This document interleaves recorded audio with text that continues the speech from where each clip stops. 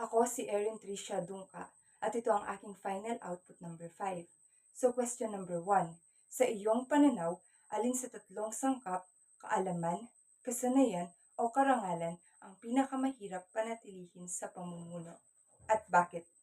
So for me, out of all the three choices, ang karangalan ang pinakamahirap panatilihin sa pamumuno. Kasi yung kaalaman at yung kasanayan ay natututunan naman siya throughout our experience eh. Pero yung karangalan kasi hindi siya ganun kadaling matutunan.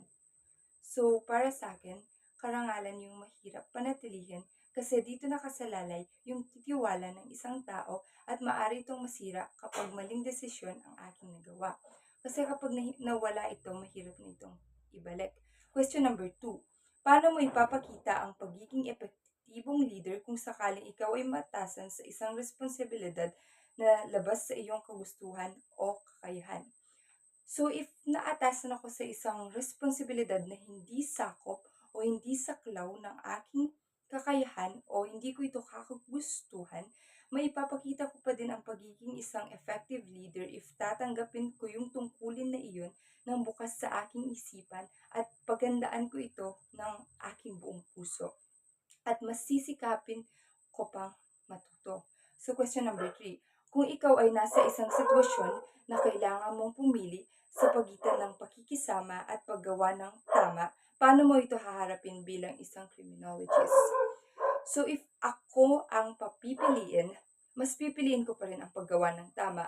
Alam ko na mahalaga ang pakikisama pero hindi dapat yun maging dahilan or hadlang para hindi ko piliin ang tama at nararapat kong gawin. So bilang isang future criminologist, meron talagang mga circumstances or situation na kailangan kong pumili kung pakikisama ba o paggawa ng tama. At ang paggawa ng tama ang pipiliin ko.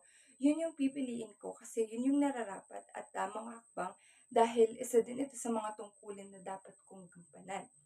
So, haharapin ko naman ito ng may paninindigan sa batas at sa katotohanan. So, sa pamamagitan ng paninindigan ko na ito, mas maipapakita ko yung tunay na pakikisama ay hindi nakabatay sa pagsang-ayon ko sa mali, kundi sa paggabay ko sa aking kapwa-tao kung ano yung tamang gawin. So, sa huli, mas pipiliin ko pa rin at uunahin ang pagpili ng tama or paggawa ng tama kaysa sa pakikisama